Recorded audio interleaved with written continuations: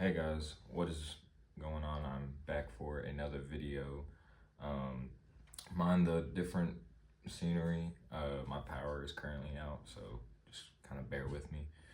Um, but by the title of the video, you can see that I'm talking about trusting God in the midst of our suffering.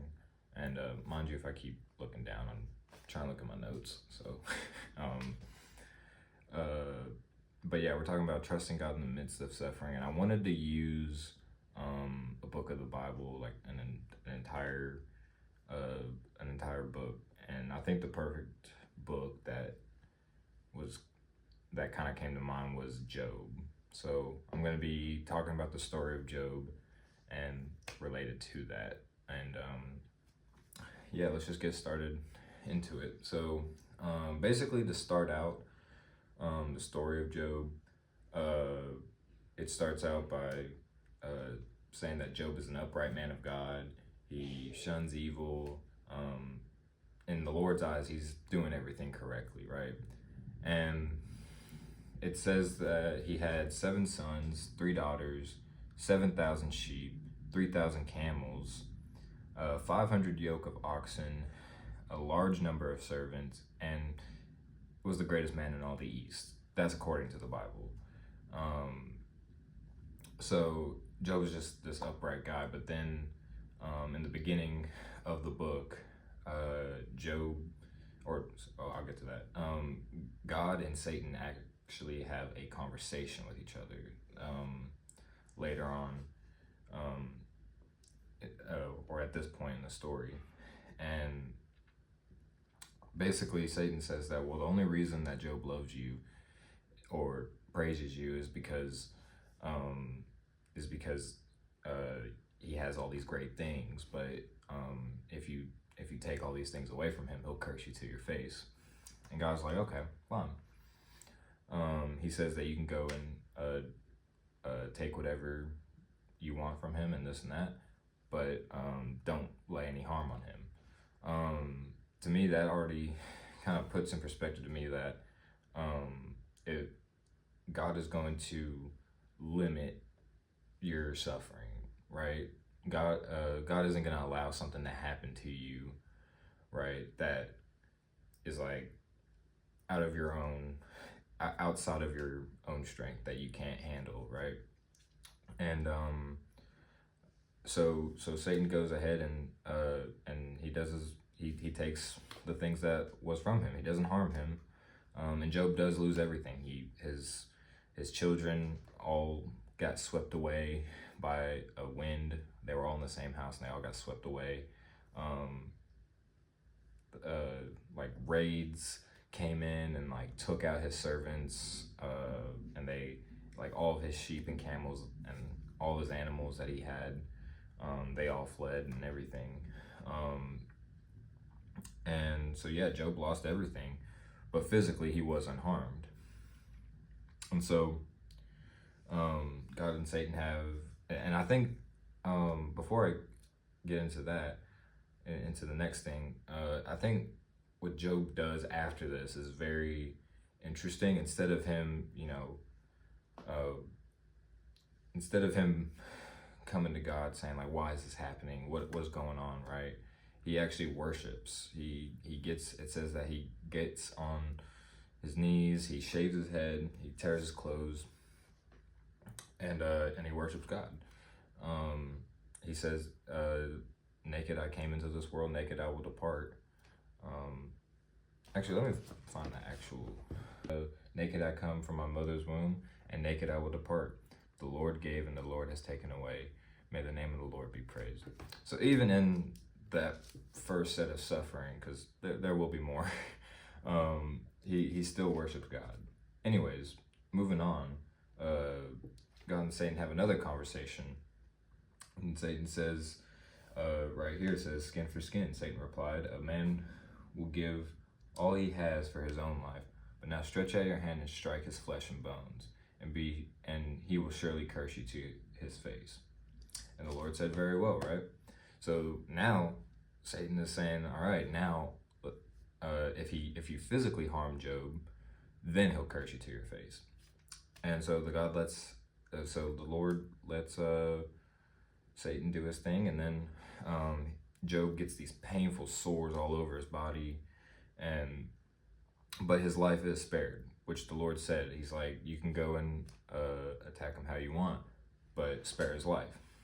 So even in the midst of suffering, right, which God is allowing a lot of suffering to happen for Job, he's still sparing his life, and he's still keeping him breathing.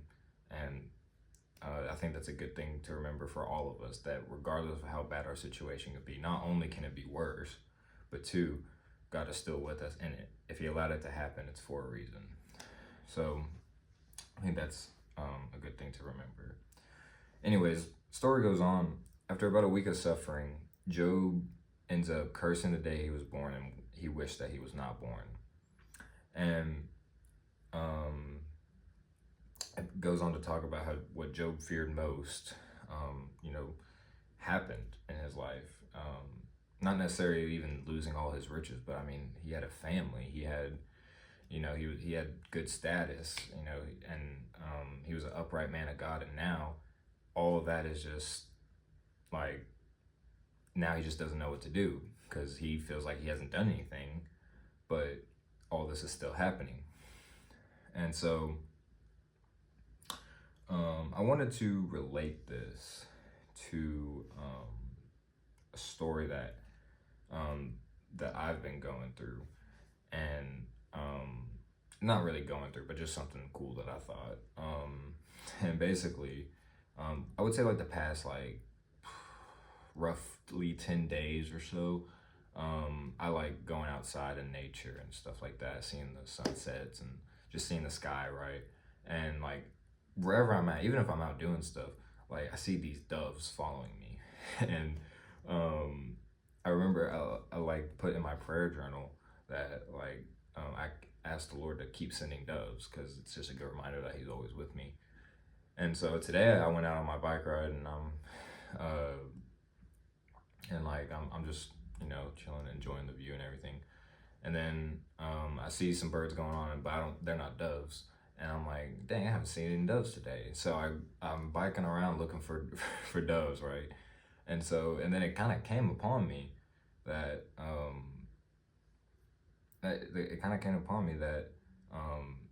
the only time that I really see the doves is when I'm not looking for them. Like normally they just come out of nowhere, right? So I'm like, okay, that makes sense. And then something else hit me. I'm like, why do I need to see doves to feel like God is with me? And I think that was kind of a moment where God was saying that it's not about if you see the doves or not, or whether I'm with you.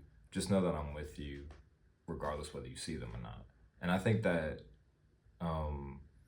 relates to this story very well, is that even though Job is having all this suffering happen to him, and he's going through all of this, I think it's important, even when we go through our own struggles and like just things don't look right and we can't tell why and we don't know where we're going or anything, that's when our faith is really tested. That's when our faith is really put to the test, and that's where faith really comes in. I think that's real faith right there, is to still trust that God is in control even when it doesn't look like it.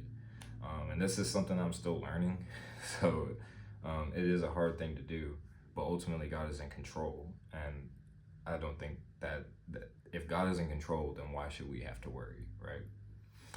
And as the story goes on, Job continues to justify that he never did anything to deserve, the things that God allowed to happen to him. He thought he was, in the eyes of God, he was right. Which, to be fair, in the scripture it says that he was. He was an upright man of God, and in God's eyes, he was a good man. But nonetheless, all these things are happening, and he's saying that God's not just, and this and that. But the Lord actually responds to Job in this, and he says, "Where were you before any of the Lord's?" Sorry about that.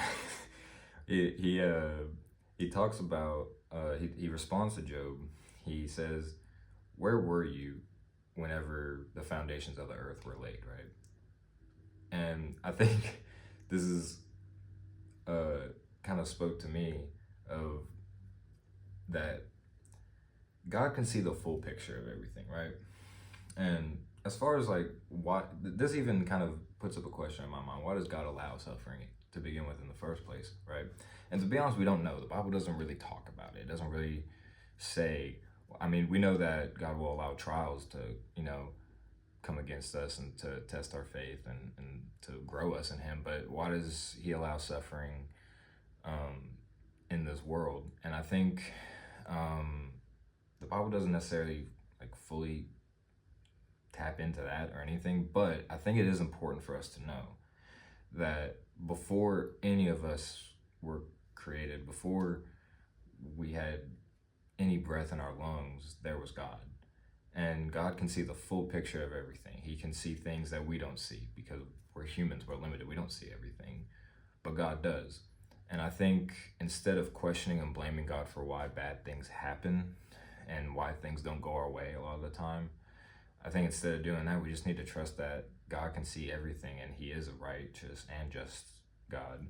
And He's in control of all things, and He would never allow a bad thing to happen to us or occur to us in our lives if it wasn't for a reason. And I think that's the reason we should search for in the midst of our suffering, is instead of, pointing blame, pointing fingers, this and that, we should look to God and say, why is this happening? Is there something I'm supposed to be learning in this? And Job ends up eventually admitting his wrongs to the Lord. He's like, you know what, you do know more than me. And Job ends up repenting, and God accepts this, and he ends up blessing Job even more abundantly than before. He has 14,000 sheep, which is double what he had. He had 7,000. They gave him 6,000 camels, which he had 3,000, so he doubled that. He had 1,000 yoke of oxen, which he used to have 500. He gave him 1,000 donkeys, which he didn't even have before, and he gave him another 7 sons and 3 daughters. So if there's anything that this word can kind of say to anyone, is just that trust God in your suffering. It's not easy, but not only will He notice your suffering and notice the pain that you're going through, but if you obey Him, then He's going to bless you, and He's going to do it abundantly, and He's going to do it even more than you can imagine. So I hope that this word helped in any way, shape, or form. If y'all have any comments or anything, if there's anything that y'all want to see, if y'all have any requests or anything about a certain verse or anything, feel free to put that in the comments. I'd be happy to talk about it. And yeah, that's it for me. Catch y'all later.